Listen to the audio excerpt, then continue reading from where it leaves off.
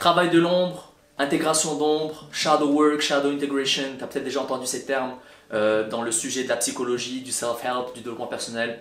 Je t'explique tout dans cette vidéo. Si tu es une personne qui de base est dans le développement personnel, que tu sois une personne spirituelle ou non, que tu recherches dans la psychologie, la philosophie, peu importe, tu as probablement déjà entendu ces termes quelque part. Tu t'es peut-être posé la question, mais qu'est-ce que ça veut dire? Qu'est-ce que c'est? Eh bien écoute, dans cette vidéo, on va prendre le temps aujourd'hui de décortiquer, pas en détail, mais à la surface, on va dire, ces termes qui sont des points super importants dans la psychanalyse, dans la psychologie aujourd'hui, pour pouvoir comprendre qui nous sommes et devenir les individus qu'on est supposé devenir durant cette vie. Donc l'ombre, qu'est-ce que c'est? Eh bien, en fait, c'est une partie de ton subconscient. Le subconscient, donc terme qui a été cité pour la première fois par le psychanalyste Sigmund Freud, c'est cette partie inconsciente de notre psycho, de notre psyché. Donc un peu semblable à un iceberg où on a la partie visible qui est au-dessus à la lumière que tout le monde voit, et puis la partie qui est très souvent beaucoup plus grosse, la partie invisible qui est sous l'eau, on appelle donc le fameux subconscient. L'ombre se situe dans la partie du subconscient, bien évidemment.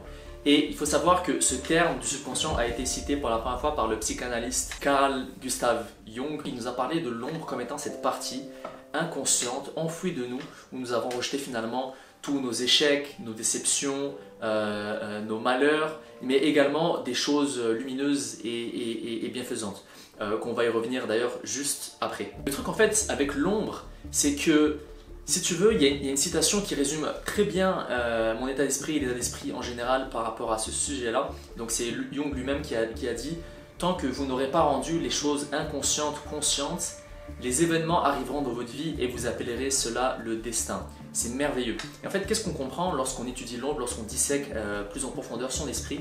C'est que ces choses-là que nous avons plongées au plus profond de nos subconscients, dans une partie qu'on ne veut pas regarder parce qu'elle nous effraie, parce qu'elle est sombre, parce que c'est vraiment, s'il y a peut-être même un dégoût ou quoi que ce soit, eh bien c'est cette partie-là qui va diriger nos vies, qui va diriger de la façon dont on se comporte, nos relations, nos habitudes, notre image à nous-mêmes, notre amour propre, et finalement toute notre expérience qu'on va avoir en tant qu'humain. Il faut savoir que dans le shadow, il y a plusieurs fragments. Alors, il y a le shadow, tout simplement. Donc, en fait, je vois un petit peu l'ombre comme cette partie. Donc, je vais dire shadow ou ombre. Bien évidemment, c'est le même mot. C'est juste que l'un est en anglais, l'autre est en français.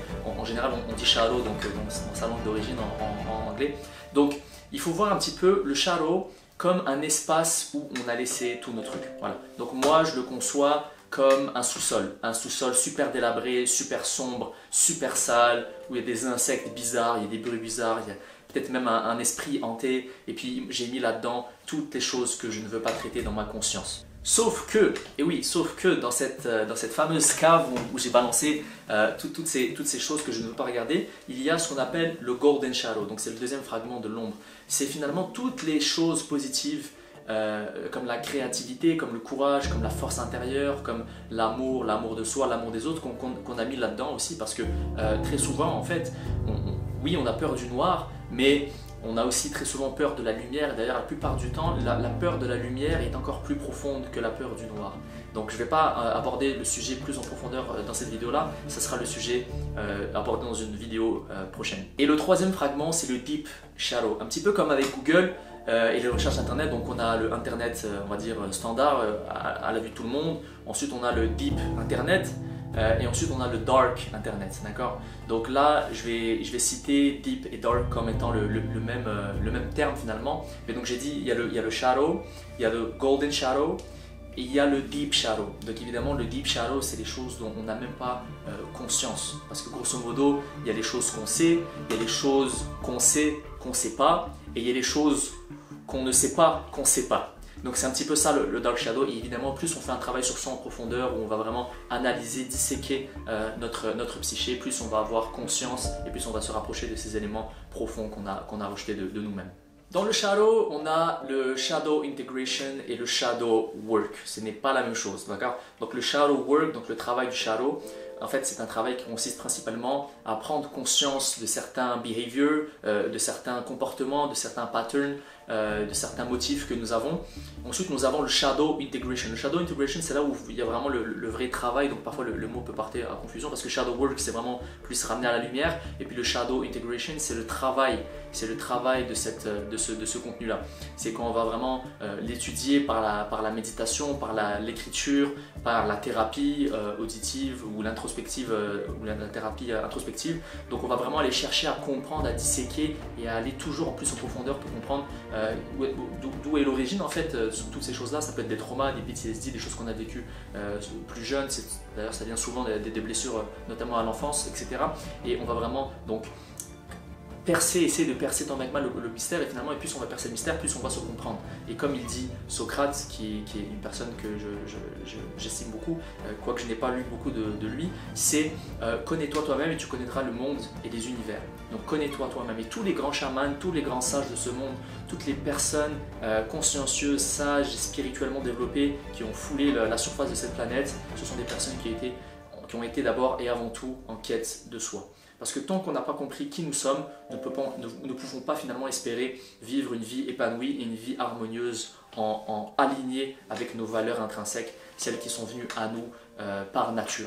Donc c'est la raison, bien évidemment, pourquoi on veut faire du shadow work, pourquoi on veut faire du shadow integration, c'est pour devenir des individus plus complets, de vraiment prendre en considération toutes les parts de cette personnalité, tous les fragments de cette personnalité qu'on a complètement rejetés. Parce qu'à chaque fois qu'on rejette une partie de nous, évidemment, on se trahit soi-même, on se prostitue à nous-mêmes, et ça fait que dénaturer finalement notre âme profonde. Et donc le principe de ce processus, c'est de devenir les individus que nous devons être, que nous devons devenir. Comme il dit Jung très bien lui-même, deviens qui tu es, become who you are. Et ça c'est le travail d'individuation et c'est le chemin d'une vie. Sauf que pour commencer à devenir sa propre personne, il faut avoir le courage de faire le premier pas vers l'avant. Alors voilà, c'est la fin de la vidéo, j'espère que ça t'a plu. C'est mon retour sur YouTube, n'hésite pas à lâcher un like, un commentaire si tu veux, je suis très concentré sur ce sujet en ce moment, ça me ferait plaisir de te répondre. Évidemment je suis moi-même en apprentissage, donc au fur et à mesure que j'apprends, au fur et à mesure que je développe mes compétences, mes caractéristiques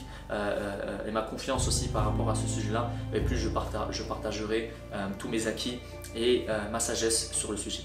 Donc je te souhaite de passer une bonne journée ou une bonne soirée, on se dit à bientôt. Ciao!